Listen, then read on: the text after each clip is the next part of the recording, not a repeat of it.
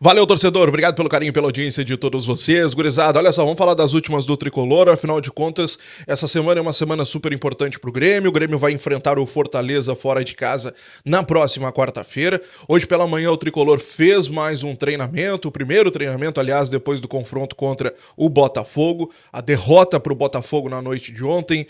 E vamos lá, uma sequência de fatos que acabam até tirando a atenção do torcedor, mas infelizmente sim, o Grêmio está na zona de rebaixamento e o Tricolor agora precisa vencer para poder se distanciar dessa zona maldita.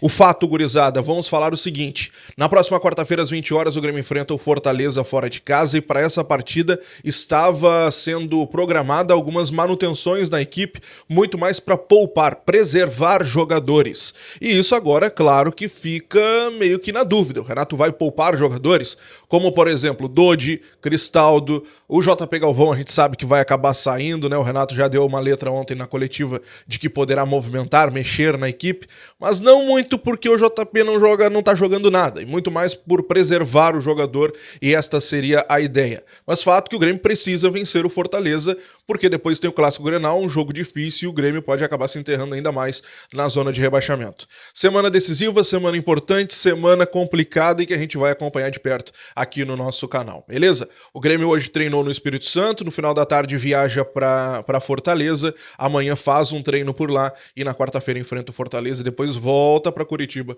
onde vai enfrentar o Internacional no próximo sábado, às 5h30 da tarde. Gente, falei sobre o Cristaldo, né? O Cristaldo deverá ser poupado para essa partida contra o Fortaleza, pelo menos é a ideia que estava sendo colocada. Mas um fato importante nas últimas horas, que foi a informação do Diego Torbes, que o Cristaldo foi para a partida de ontem com um quadro febril, estava doente, estava com mal-estar. Quem confirmou essa informação horas depois foi a esposa do Cristaldo com uma publicação nas redes sociais, a Julie Pérez. Ela disse que o Cristaldo estava há 3 dias com um quadro de febre, estava com mal-estar, estava indisposto e mesmo assim pediu para jogar na partida de ontem. O Grêmio, óbvio que não vai confirmar essa informação, né, oficialmente, mas também não nega. O Cristaldo, a gente sabe que é o nome da companhia quando se fala em meio campo, até porque o Grêmio não tem outra peça que consiga corresponder. Tem o Natan, mas o Natan não é nem colocado para o Renato como uma opção, e a gente entende o porquê, né? Enfim, Cristaldo foi para o sacrifício no jogo de ontem, muito também por não ter um substituto. Gente, vamos avançar um pouquinho, porque antes da partida o presidente Alberto Guerra concedeu uma entrevista ali para os jornalistas que estavam na zona mista lá do Kleber Andrade, e o presidente, além de ter falado algumas questões polêmicas que a gente já repercutiu aqui no nosso canal, o presidente ele falou sobre contratações, ele foi questionado sobre nomes, e o presidente ele disse que sim, o Grêmio necessita contratar, principalmente pela sequência que terá pela frente. Abre aspas, a gente precisa de um grupo mais qualificado para enfrentar todas as competições e as dificuldades, disse o presidente Alberto Guerra. 2 nomes que estiveram na pauta recentemente foram descartados pelo presidente, o Vina e o Pedro Raul. Bom, o Pedro Raul eu já tinha trazido para vocês aqui que as negociações tinham esfriado. O Pedro Raul, ele até gostaria de ter vindo para o Grêmio, gostaria de vir para o Grêmio, mas o Corinthians faz jogo duro. O Corinthians queria que o Grêmio colocasse uma cláusula lá em que o Grêmio fosse obrigado a comprar o Pedro Raul com um número X de jogos, com um número X de gols.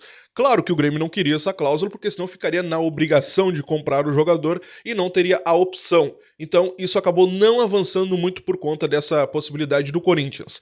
Outro detalhe é de que o Grêmio já não estava tão seguro mais de que o Pedro Raul seria o nome para levar, né, levar o nome da companhia adiante, enquanto o Diego Costa está fora por conta da lesão. Então, o Grêmio, além da questão do Corinthians estar forçando a barra, o Grêmio ainda não tinha certeza sobre a contratação do Pedro Raul, e por isso essa negociação acabou esfriando. O Vina, a gente já tinha explicado aqui. O Vina é um desejo do jogador voltar pro Grêmio, o Grêmio abre as portas pro Vina, mas o Grêmio não vai fazer esforço nenhum. Se o Vina conseguir a liberação lá no clube dele, beleza, a gente te dá um abraço. Agora, caso contrário, muito obrigado e até um dia, quem sabe. Então, essa é a situação. Se o Vina conseguir a liberação, o Grêmio contrata. Caso contrário, não tem negócio. Pra gente encerrar, vamos avançar um pouquinho, porque hoje pela manhã surgiu a informação de Felipe Coutinho no Grêmio, uma possibilidade. Vamos falar sobre isso, porque essa informação ela veio com a Mariana Fontes, que ela é apresentadora do Sport TV. A informação que ela trouxe é que O Vasco tem a preferência do Coutinho, mas por conta das exigências essa contratação tá ficando difícil. O Botafogo tá na segunda opção ali com uma proposta do John Textor, e o Grêmio corre por fora nessa história toda aí. Vamos lá, vamos colocar aqui a situação na mesa. O Coutinho foi revelado pelo Vasco, hoje ele está emprestado ao Duhai, do Catar. Ele tem contrato com o Aston Villa até o meio de 2026. O contrato dele de empréstimo está terminando agora e o Aston Villa vai liberar o jogador quando ele conseguir uma equipe. Já tem esse acordo. Então ele consegue uma equipe, consegue a liberação no Aston Villa e vem jogar onde ele quiser. O detalhe importante, ele quer voltar pro Vasco. Só que ele faz duas exigências ao Vasco. A primeira delas, contratação de 2 jogadores. O volante, o Souza, lembra do Souza? Passou pelo Grêmio, passou pelo São Paulo, hoje tá no Başakşehir da Turquia. Ele quer a contratação do Souza e quer a contratação do Alex Teixeira, atacante que estava no Vasco até o final do ano passado, acabou ficando sem contrato no início do ano e está sem contrato até o momento. Então o Coutinho quer a contratação do Souza e quer a contratação do Alex Teixeira. E outra exigência que ele faz é a segurança de que o Vasco terá grana para pagar o salário de todo mundo, de que não atrasará salários até o fim do ano. Essas questões, o Pedrinho, que é o atual presidente do Vasco, ele não consegue dar todas essas seguranças ao Coutinho, porque o Vasco já não tem mais aquela segurança da SAF. Então isso está ficando difícil, essa negociação está emperrando nesses pontos. Mas a preferência do Coutinho é o Vasco. É o Vasco.